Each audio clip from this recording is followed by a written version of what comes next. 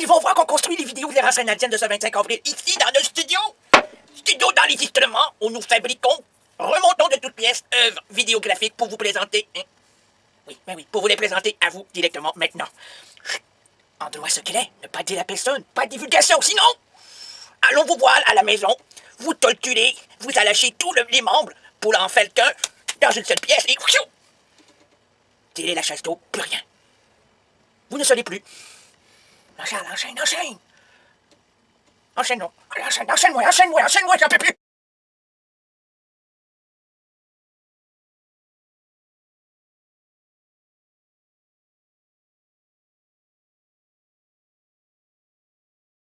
J'aimerais vous dire une seule chose, mais qui est importante, je pense. J'espère que vos plus beaux moments, vous allez les passer à CKRL FMF 89.1. Bye. Eh oui, je me le souhaite aussi. Hein. J'ai vu hier un film de Coluche, ben non, pas un film de Coluche, mais sur Coluche, qui s'appelle C'est l'histoire d'un mec. Et puis, donc, je vois dans ce film-là plein de trucs, plein d'allusions au Québec, et ça m'a fait plaisir, dont Gilles Vigneault, et un manteau que ce grand humoriste français arborait, ben portait, c'était... alors donc, je lance la question et j'espère recevoir la réponse. Pourquoi en 1980-81, Coluche arbore sur son manteau le sigle du groupe de hockey Les Nordiques de Québec? Et c'est vraiment le sigle des Nordiques de Québec. Pourquoi? Si vous connaissez la réponse, là, soit ici au Québec ou à travers le monde cybernétique, envoyez-moi une réponse à Rénal Québec, RAYNALD QUEBEC @hotmail.com. J'ai eu des réponses assez rigolotes. Une de Joanne qui dit qu'elle aimerait bien m'aider, mais l'autre, Véronique, qui dit un cadeau sûrement. Je sais pas.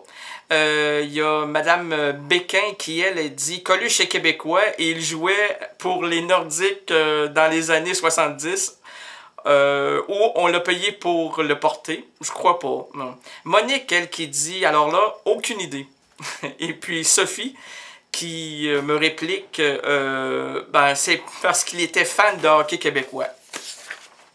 Je sais pas. Alors, envoyez-moi si vous en savez plus.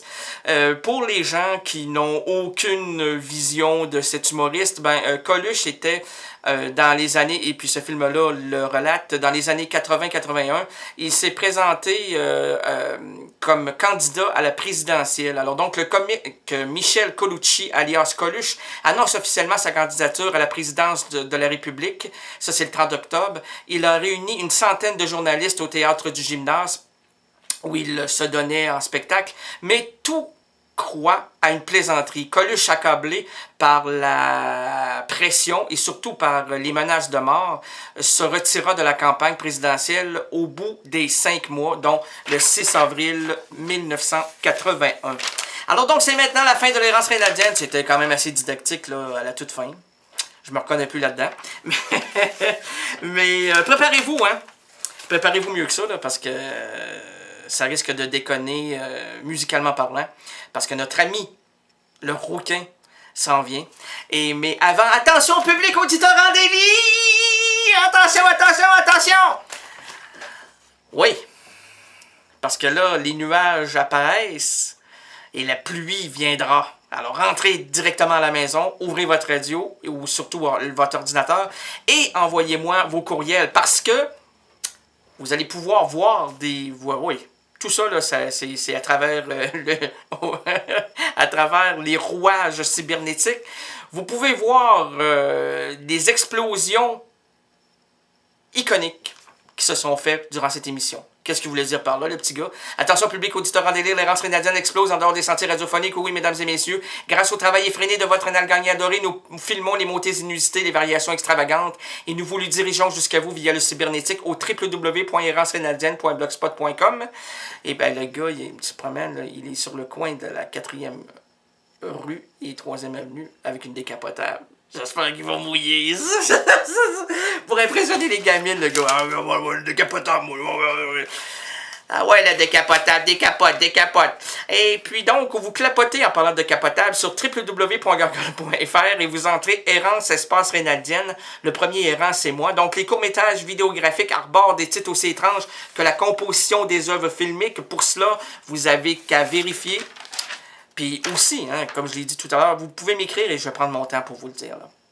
Vous pouvez m'écrire à Rénald de Québec, RAYNALD QUEBEC dans un seul bloc en commercial hotmail.com. Mais avant de nous quitter, parce que je sais que vous vous dites ça peut pas finir de même, non. Ben, quoique, je sais pas. Tout peut arriver. La preuve, ça se termine de même. Non, c'est pas vrai. Hey, c'est quoi les vannes trembler, elle a commencé déjà à éponger son front, puis elle avait chaud. Vous avez chaud? Maigrissez un peu, ça va faire du bien, l'été pas passé, vous commencez à peine à chuinter, voilà, là.